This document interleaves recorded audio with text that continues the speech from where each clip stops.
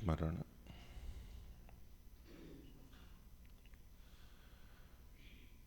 हे सर्वरक्षक,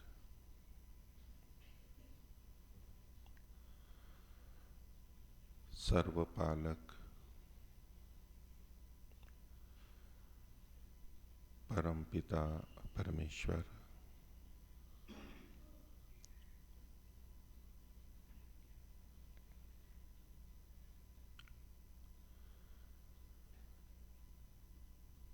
प्रणव ध्वनि।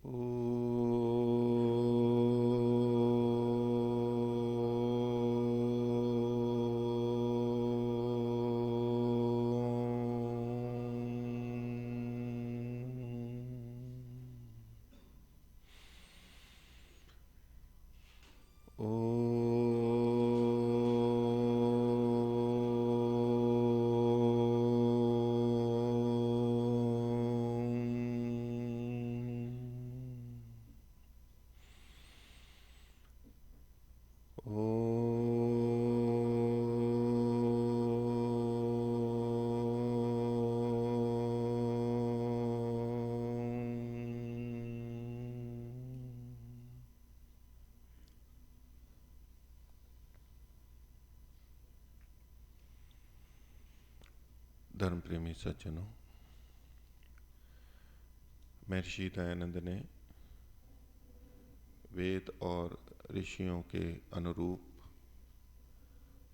आध्यात्मिक मार्ग को, साधना के मार्ग को समझते हुए और जीवन में उतारते हुए, उस पर चलते हुए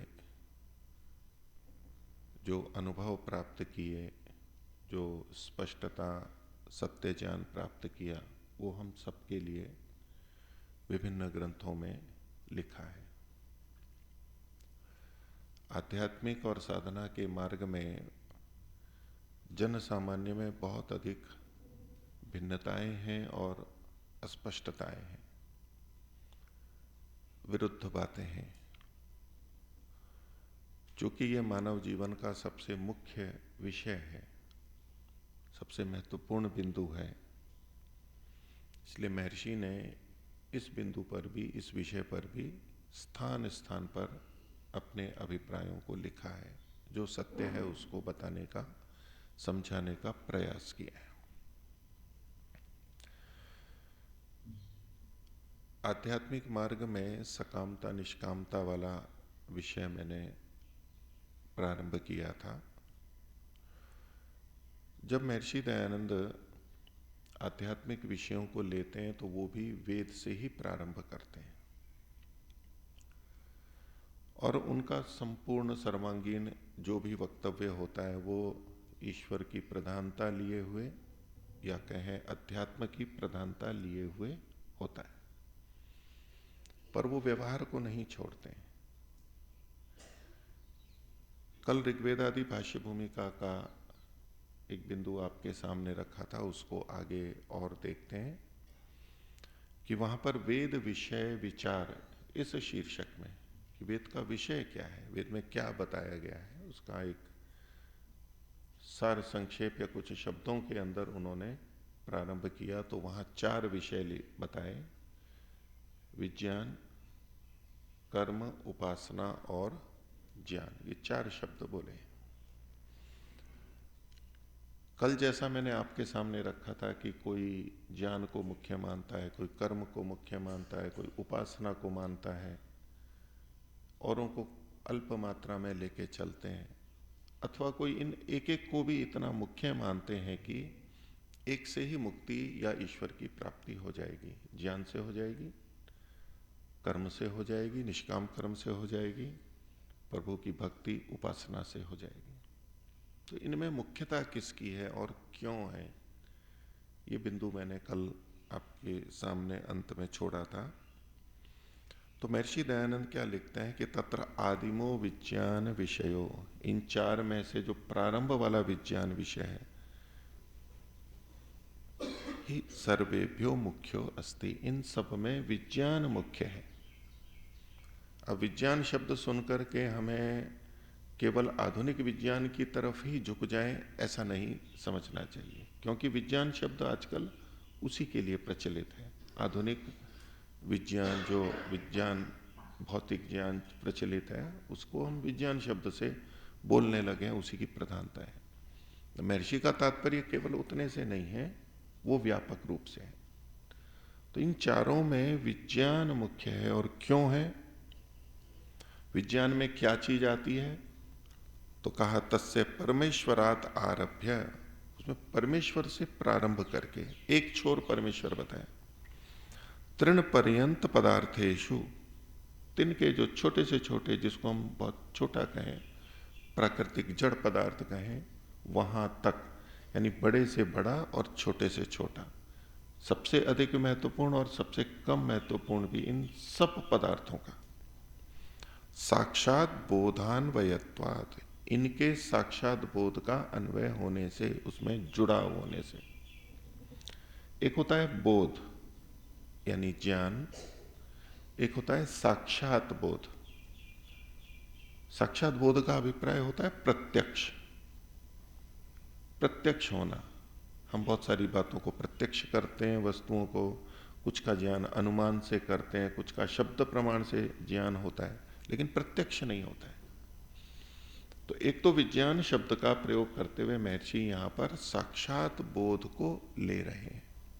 इसको हम मोटे तौर पे कहें तो अनुभव को कहते हैं, क्योंकि अनुभव शब्द महर्षि ने आगे फिर से अगली पंक्ति में भी लिखा है कि तत्रापि, यहां पर भी, अर्थात परमेश्वर से तृण पर्यंत जितने पदार्थ यानी समस्त पदार्थ, जड़ और चेतन। आधुनिक विज्ञान चेतन तत्व को या परमात्मा को ग्रहण नहीं करता, नहीं स्वीकार करता, उनकी अपनी सीमा है, कोई बात नहीं। लेकिन महर्षि का विज्ञान परमात्मा, और उसमें आत्मा आ गया, सूक्ष्म इंद्रियां आ गई, सब कुछ आ गया, प्रकृति, मूल प्रकृति आ गई, कार्य जगत आ गया। तो इन सब में भी मुख्य कौन है? तो तत्रापि ईश्वरानुभवो मुख्यो अस्ति, इन सब में भी ईश्वर का अनुभव ये मुख्य है। पीछे महर्षि ने शब्द प्रयोग किया साक्षात बोध।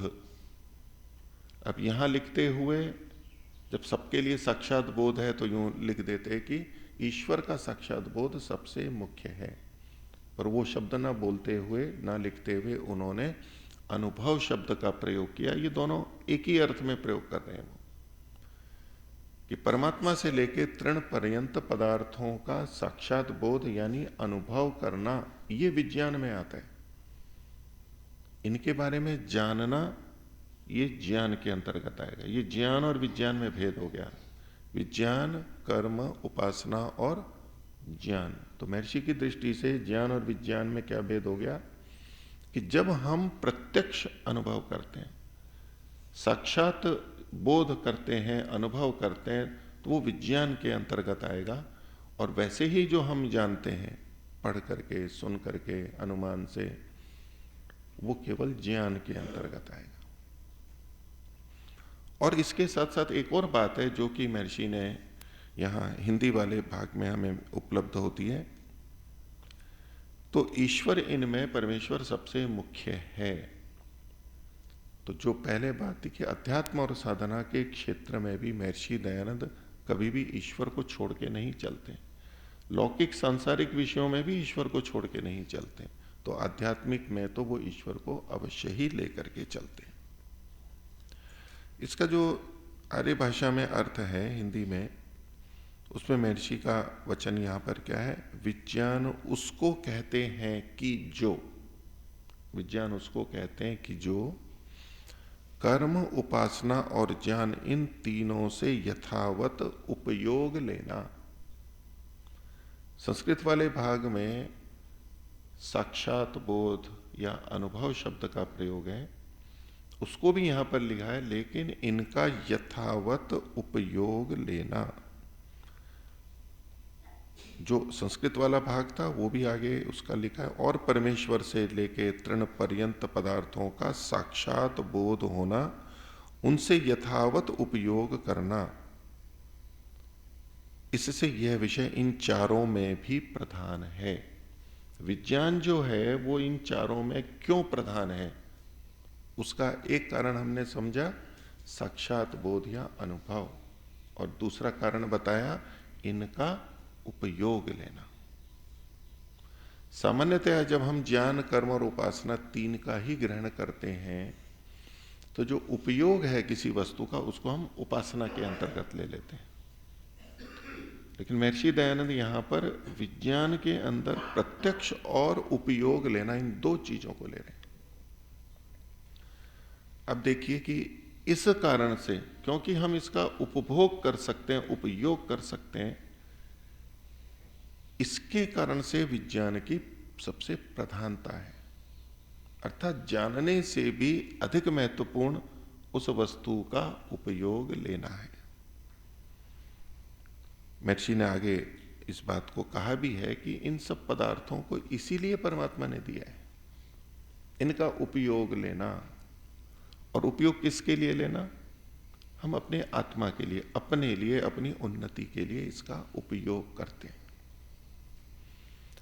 इसको महर्षि के तात्पर्य को देखिए, समझने का प्रयास करें।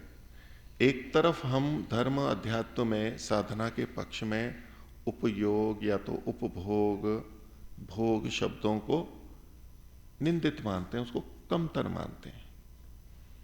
जो अन्यायपूर्वक भोग या उपभोग है, अधर्म पूर्वक है, हानिकारक है, वो तो हानिकारक है, त्याज्य है। जो उचित उपयोग है हम कई बार उसको भी निम्न कोटि का मानते हैं। लेकिन विज्ञान की प्रधानता क्यों है इन चारों में, वेद के चारों विषयों में?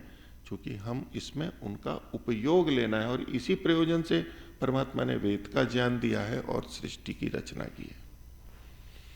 आधुनिक परिप्रेक्ष्य में हम इस उपयोग या उपभोग शब्द का जहां प्रयोग करते हैं तो विशेष रूप से हम उसको निंदित रूप में देखते हैं कि ये उपभोक्तावाद है, ये उपयोगवाद है। बस अधिक से अधिक वस्तुओं का उपयोग करें, उपभोग करें, साधनों को जुटाएं। ये जो एक प्रवृत्ति संसार में है उसको हम एक निंदित क्षेत्र में मानते हैं। उसका जो निंदित भाग है वो निंदित है, उसको, उसकी कोई पुष्टि की बात मैं नहीं कह रहा हूं, लेकिन जो उसमें उचित अंश है उतने तक को हम अभी ग्रहण करें।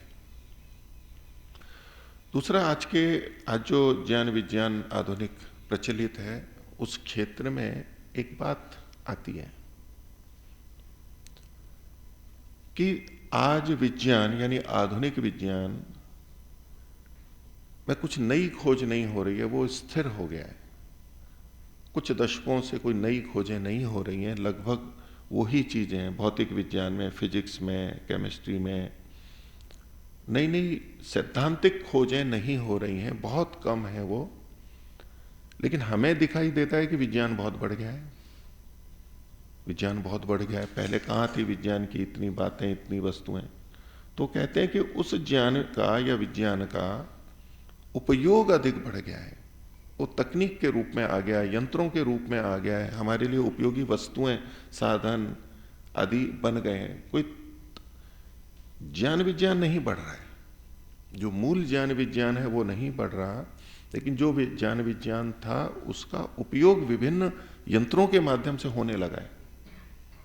इस दृष्टि से जन सामान्य को ये लगेगा कि विज्ञान बढ़ता जा रहा है, विज्ञान का हस्तक्षेप या विज्ञान का प्रयोग बहुत अधिक होने लगा है।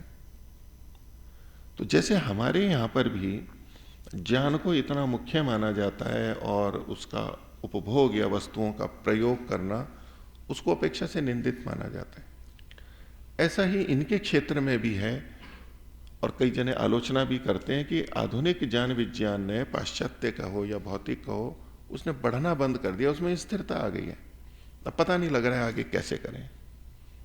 ग्रह उपग्रहों का पता हो गया, अणुओं परमाणुओं का जितना होता है वो लगभग ज्ञान पता हो गया। अब सृष्टि कैसे बनी उसमें निश्चय नहीं हो रहा है, मूल तत्व क्या है उसमें पूरा निश्चय नहीं हो रहा है, काल क्या है, आकाश क्या है उसमें निश्चय नहीं हो रहा है।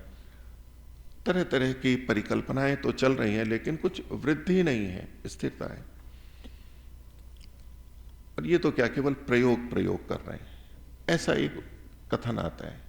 इसके अंदर क्या भाव होता है कि जैसे ज्ञान तो बहुत अधिक मुख्य है और जो उपयोग या उपभोग है वो अपेक्षा से कमतर है। कि आज के इंजीनियर और वैज्ञानिक क्या हैं, ले लेते हैं, कंपनी वाले ले लेते हैं, वहाँ यंत्रों को बनाते हैं, तरह तरह की तकनीक विकसित करते हैं। ये कोई साइंस थोड़ा ना बढ़ रही है, विज्ञान थोड़ा ना बढ़ रहा है। विज्ञान तो शोध कार्यों में बढ़ता है, जहाँ पीएचडी होती है, जहाँ मौलिक सिद्धांत जहाँ निकाले जाते हैं उसको मुख्य माना जाता है। और आज के इंजीनियरों को या और जो विज्ञान में पढ़े हैं वो विभिन्न यंत्र बनाने करने उसमें लगे हुए हैं, बोले ये तो केवल उपयोग हुआ है, उसको तो विज्ञान जैसे मानते ही नहीं है। लेकिन वास्तविकता ये है कि उपभोग की ये चीजें बढ़ती ही जा रही हैं, वो कम नहीं हो रही हैं, तकनीकें नई नई आ रही हैं और हम सब यथा योग्य अपनी स्थिति के अनुसार उनका उपयोग करते हैं। और उनसे जो अधिक हानि है उसको छोड़ दीजिए, प्रकृति वाली, बाकी उपयोग करना वेद के अनुकूल है, हम कर सकते हैं उनका उपयोग और इसको कोई रोक भी नहीं सकता है, भले ही कितनी भी आलोचना कर दें इस तकनीक की। महर्षि दयानंद का जो यहां पर कथन है कि विज्ञान क्यों बड़ा है, इन चारों में विज्ञान से भी बड़ा क्यों है, क्योंकि इसमें वस्तुओं का परमात्मा से लेकर तृण पर्यंत यानी समस्त जड़ और चेतन वस्तुओं का उपयोग भी सम्मिलित है। अर्थात ज्ञान से अधिक उसका उपयोग, ये बड़ी चीज है। हम भले ही आलोचना करते रहें उपभोक्तावाद या उपयोगवाद है, वस्तुओं का उपयोग है, लेकिन ज्ञान का प्रयोजन भी तो यही है। ज्ञान अपने आप में कोई अंतिम लक्ष्य नहीं हो सकता है। ज्ञान महत्वपूर्ण साधन है, ज्ञान की हमारे वैदिक धर्म में कहीं उपेक्षा नहीं है, न महर्षि दयानंद ने की है। लेकिन ज्ञान कभी भी अंतिम लक्ष्य नहीं हो सकता है। जो दूसरे प्रयोजन के लिए होता है वो उसकी अपेक्षा कम होता है। जैसे शरीर आत्मा के लिए, तो आत्मा अधिक महत्वपूर्ण है, शरीर कम महत्वपूर्ण है, महत्वपूर्ण होते हुए भी आत्मा की अपेक्षा कम है। इसीलिए ज्ञान क्यों करते हैं हम, ज्ञान का प्रयोजन क्या है। न्याय दर्शन में भी ये प्रसंग आता है कि भाई जानने का प्रमाण का प्रयोजन क्या है। तो या तो हम ग्रहण करते हैं, उपादान करते हैं, किसी चीज का जल पीते हैं, श्वास ग्रहण करते हैं, वस्त्र ग्रहण करते हैं, या उसका परित्याग करते हैं कि हानिकारक है, ये प्रतिकूल है, इससे दूर रहना है, इसको ग्रहण नहीं करना है या इसको हटा देना है अपने यहां से। तो हान और उपादान छोड़ देना और ग्रहण कर लेना, ये ही मुख्य है, ज्ञान का प्रयोजन ही यही है। इसलिए महर्षि दयानंद ने यहां पर इन चार विषयों में विज्ञान, कर्म, उपासना और ज्ञान, इन चारों में विज्ञान को क्यों मुख्य माना है। उसमें एक कारण है चूंकि इसमें उपयोग बताया जाता है। अब यूं सैद्धांतिक ज्ञान भले ही हो, चाहे आधुनिक हो चाहे आध्यात्मिक हो, लेकिन उसका उपयोग कुछ नहीं हो पा रहा है, तो ये फिर अधिक लाभदायक नहीं होता है। ये उपयोग करना, हित हमारा सिद्ध करना, और परमात्मा ने इसी प्रयोजन से वेद और समस्त प्राकृतिक पदार्थों को बना करके दिया है, इसी प्रयोजन के लिए दिया है। तो महर्षि के ये जो संकेत हैं ये बिल्कुल ठीक हैं और मनुष्य छोड़ भी नहीं सकता है। इस उपभोग को, उपयोग को, विज्ञान के उपयोग को छोड़ नहीं सकता है। और आजकल जो विज्ञान चलता है उसमें भी एक पक्ष इसी को प्रमुख मानता है और वो इतना प्रबल है कि वो बढ़ता ही जा रहा है, भले कोई कितनी भी आलोचना करे उसकी। विज्ञान है एक प्रायोगिक विज्ञान होता है, अप्लाइड साइंस होती है।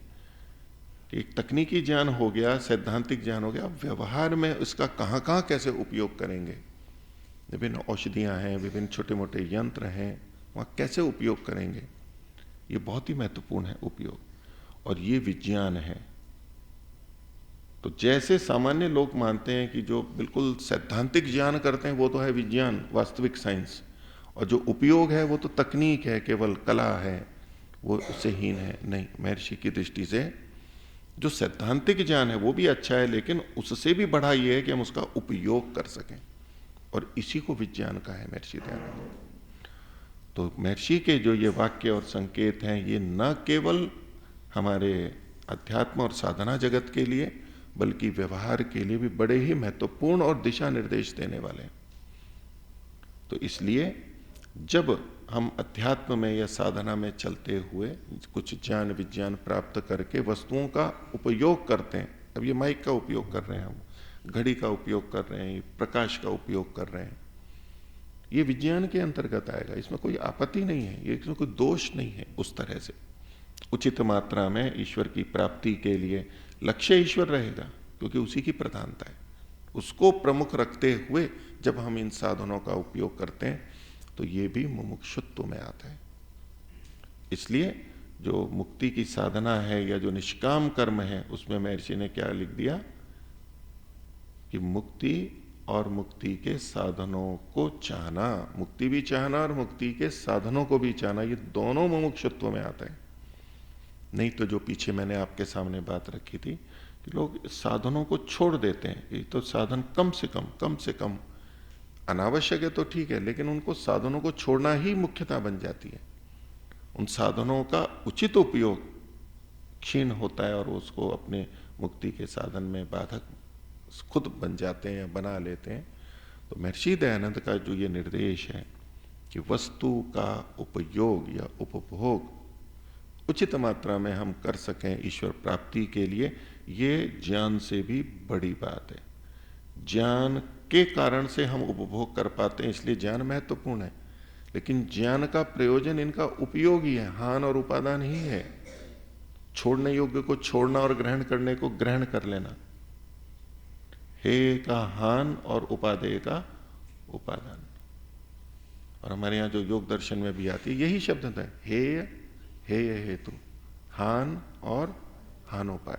ये चार क्या है? ये उपभोग से संबंधित तो है, किसका उपभोग करना है, किसका नहीं करना है, किसका कितना करना है, ये जान से भी बड़े हैं। यही प्रयोजन है आत्मा के। इसलिए ये जो विज्ञान है, जो भी हम जानते हैं, उसको हमें इसी दृष्टि से देखना है और इनका खूब अच्छे से उचित मात्रा में हमें उपयोग करना है। इससे संबंधित और विषय आगे विचार करेंगे। आज का विषय इतना ही रखते हैं। ओम शांति। नमस्ते। आर्य समाज के नियम। आर्य समाज के नियम। प्रथम, सब सत्य विद्या और जो पदार्थ विद्या से जाने जाते हैं उन सब का आदि मूल परमेश्वर है।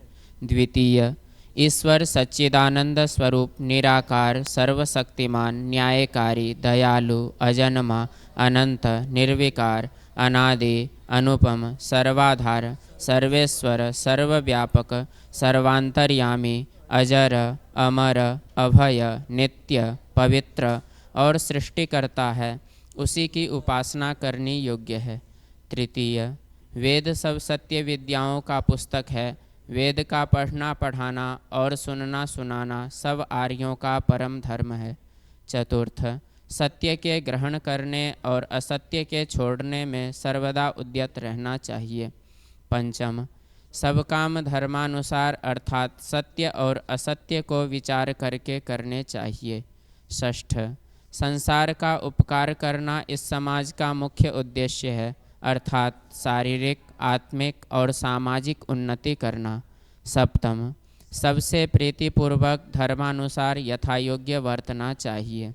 अष्टम, अविद्या का नाश और विद्या की वृद्धि करनी चाहिए।